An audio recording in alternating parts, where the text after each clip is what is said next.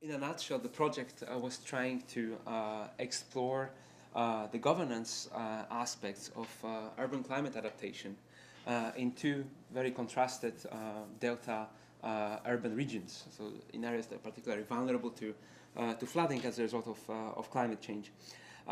Namely the Dutch Delta, and I looked at cities of Rotterdam and The Hague and the region, metropolitan region, and the cities of the Peruva Delta, Shenzhen and Guangzhou on the mainland part, and Hong Kong as a separate case. And here I will focus on the cases of Guangzhou and Shenzhen. So a little bit of background to this story. Why cities? Why they matter from point of view of climate change?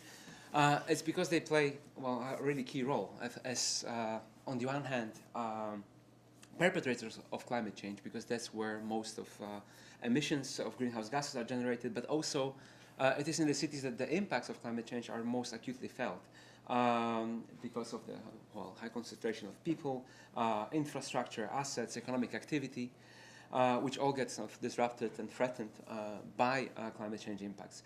But also, on a more positive note, cities are also part of the solution to this issue, because that's where one can devise sort of concrete solutions to at least reduce the risks associated with climate change. Climate change is also an interesting from governance perspective, an interesting issue because of its kind of global nature. It's a global phenomenon, but with very local manifestations and impacts, which then in turn calls for responses that cut across those levels that are both of global, national, regional, and local. However, this entails a great degree of complexity in orchestrating such solutions. And this is even greater when you consider that actually climate change is a phenomenon, the addressing of which calls for acting in various policy fields, about water management, urban planning, housing, healthcare policy, disaster management, research, and so on and so on. The list is quite long. A lot of research already emerged on this topic, looking at this from the perspective of multi-level governance, so trying to understand the challenge of adaptation as a kind of vertical coordination issue, but also horizontal, so between the different departments, for example, responsible for those policies, and between municipalities, for example. And there has been also, in the more recent years, there's a branch of literature emerging exploring the innovations that the cities have been introducing to address this problem. And a lot of them are actually experimenting with new solutions, whether it's kind of governance innovations or innovations in terms of urban design solutions or policies. And some authors have made an inventory of those solutions. For example, a recent study by Balki and Castan-Brotto that looked at those issues. But do those new solutions and experiments actually lead to greater resilience? Are they helping really with the issue? Do they help to adapt to climate change impacts? And importantly also, is there learning beyond the experiment once it's finished? And here the scholars working on this topic are rather tend to agree that there's a lot of problems with that and barriers towards learning from those innovations that tend to be kind of one-off isolated actions. That's even the case of Rotterdam, the city which is often presented as a leader in urban climate adaptation. There's also a problem of continuity of those kind of flagship solutions these days. There's other problems such as spatial mismatch between the priorities of various levels of government. There are problems of coordination across the levels of government as well, and quite often there's no regulations that would or experience that would facilitate it. Other scholars reported problems of capacity, so whether it's technical, administrative, or financial. Sometimes municipalities simply lack the legal competences for legal mandate to deal with those issues. And finally, questions of intermunicipal cooperation, which is required, for example, when you deal with flooding, but it often tends to be difficult in this field as it is in others. And more recently even, there's also a body of literature emerging on even the negative externalities of adaptation measures in cities, looking at negative consequences of adaptive actions in cities, or even some of us talking about maladaptation to encompass this idea. So why these difficulties emerge, how they emerge, and how they actually constrain learning processes, and what could be ways to overcome them. So as I mentioned in the beginning, the project looked at two urban regions, the Dutch Delta and the Peruva Delta, which are examples of urbanized deltas, which are many across the world, and these happen to be the areas that are the most vulnerable, the most exposed to climate change impacts, particularly those related to flooding, because of concentration of water streams, high concentration of population and economic activities, which tend to also settle in delta areas and low elevation.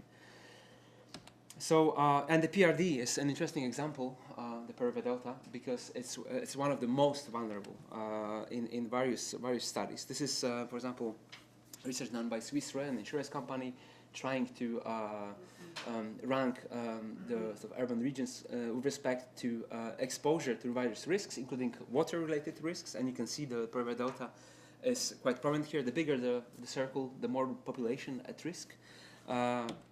This is a more sort of widely picked up and commented upon study by Halligate and colleagues, which actually ranked coastal cities with respect to their exposure in terms of assets and population to flooding related with climate change.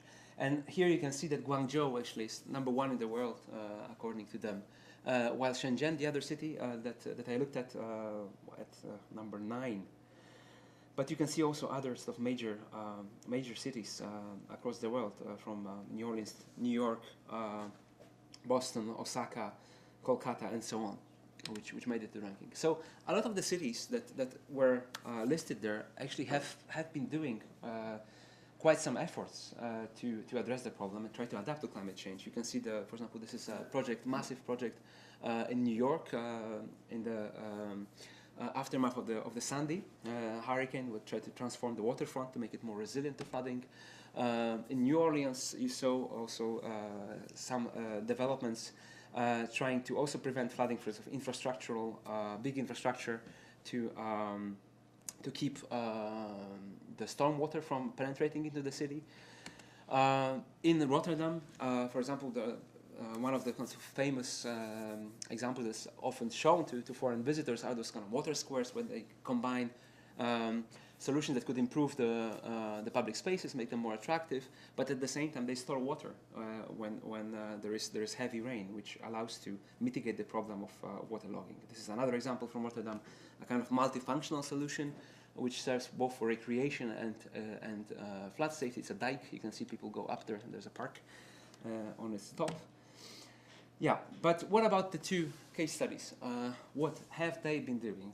Have they been also seeking this kind of new solutions to address this problem? Which takes me to the more sort of empirical part of the presentation. So Guangzhou and Shenzhen are massive cities located in the Peruva Delta. Both of them are very important economic hubs. For manufacturing, that's Shenzhen, increasingly also service economy and creative economy, while Guangzhou plays also a key role in commerce and trade, somewhat historically. But both of those cities are actually increasingly experiencing flooding events, waterlogging in particular. This is some of pictures from last year in Guangzhou. So this is becoming almost the new normal. City gets flooded a couple of times per year. The transit grinds to a halt, and therefore there's a growing recognition of that something needs to be done about this. Some more images from May last year from Guangzhou here, and just to show this is not scientifically. Probably it's not very scientifically robust. It's rather an exercise to show you what if.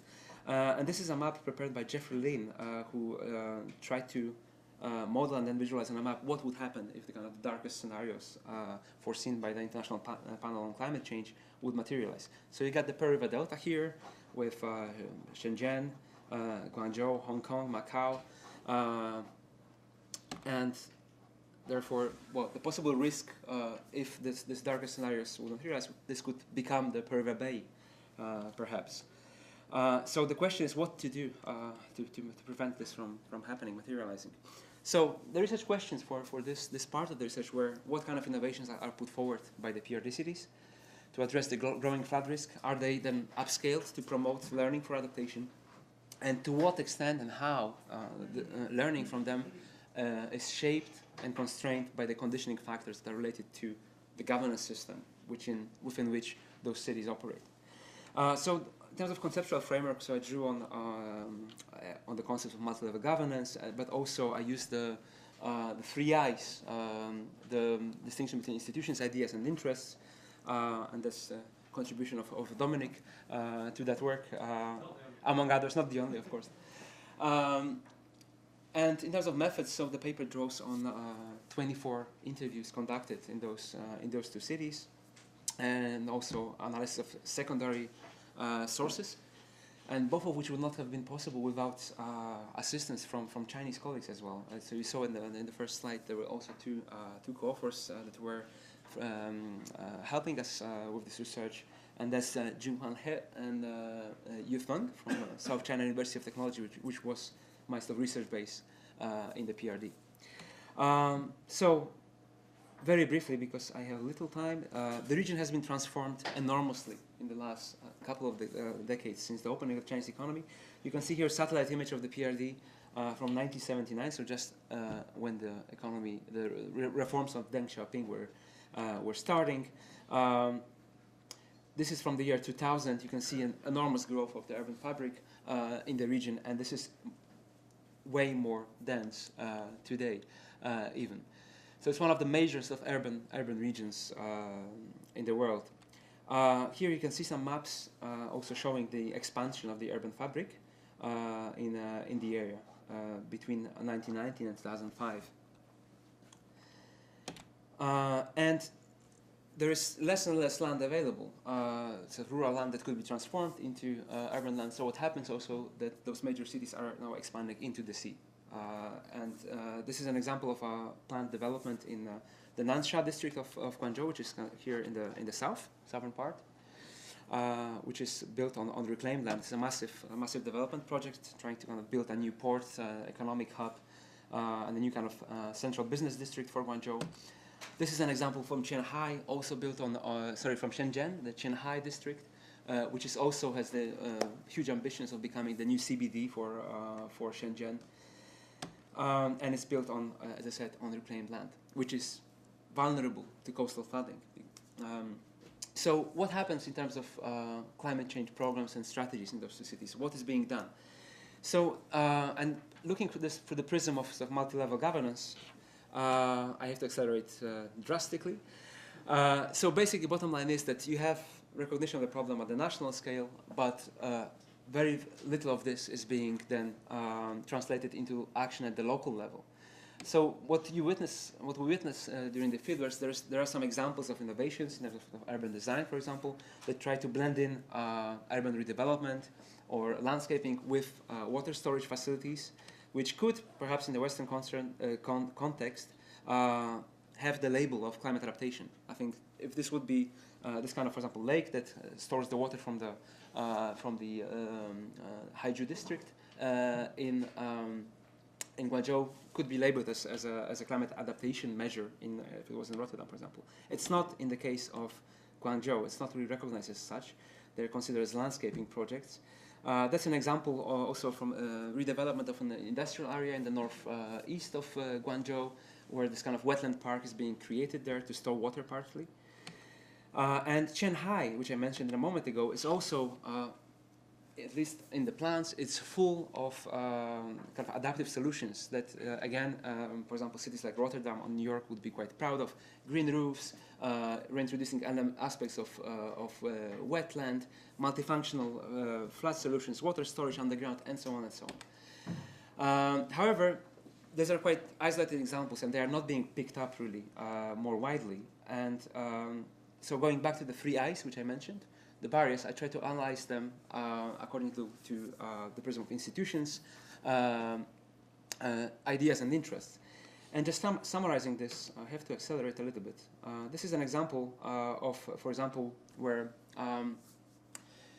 looking at how, for example, the vertical coordination in the Chinese administrative system works helps to understand why those measures actually fail to be replicated and sometimes also fail to deliver the results that would be expected. The lake which I mentioned, here you can see, for example, is supposed to collect water from the island, but then because of lack of coordination, horizontal coordination, which is quite a strong feature of Chinese governance system, a expressway was built in the middle, effectively cutting the island in two and compromising the ability of the lake to store water.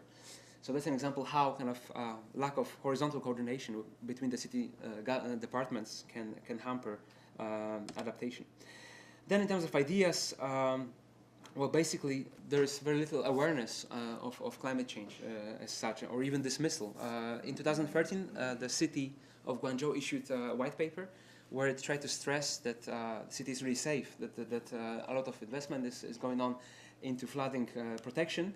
And basically, it was a response to this Halligate 2013 report showing Guangzhou as #1 city in terms of exposure to climate change impacts. And finally, and perhaps most importantly, looking at the question of interests, again, you can find clues to why those innovations are not kind of becoming more widespread when you look at the perspective of interests in the context of kind of very rapid urbanization, where the priority of the municipalities is actually to develop land, to generate profit from real estate. Flood protection or even climate adaptation are issues of very low priority. What is the priority is really making profit from the land, which explains this expansion, for example, into the sea, which would create those render those future developments particularly vulnerable. And importantly, also another example, if you consider that for the mayors, they are mostly assessed on the GDP performance, and in that context, it's hard to expect that adaptation would be quite high on the agenda if it's quite hard to actually quantify. The results are felt in the longer term, if at all. Therefore, it's not really a priority issue. So here's a summary of those findings in a table, which is not very readable. So I highlighted the key ones with some color, but I have to move on to the conclusion, and which are the following. Apologies. I'm really rushing through. So what the research found, among others, is that urbanization patterns and climate change vulnerability are very closely interrelated. However, this relationship is not really recognized by the decision makers in the city, in both cities actually. So the ways in which those cities developed in the 20th and 21st centuries really are key for understanding this vulnerability, particularly to flooding. And also, I think that the research shows that the administrative system, the governance characteristics of the systems within which cities operate are very important factors in explaining how they tackle climate change and why certain policies actually don't get off the ground. Therefore, the conclusions for practice would be that one needs to improve really this vertical and horizontal coordination. However, one needs to also be realized that some of those features are really fixed. We cannot hope to change the Chinese governance system from one day to another. So perhaps the key to make some push towards wider recognition of adaptation in the city would be at the local level. And here I will end. Thank you.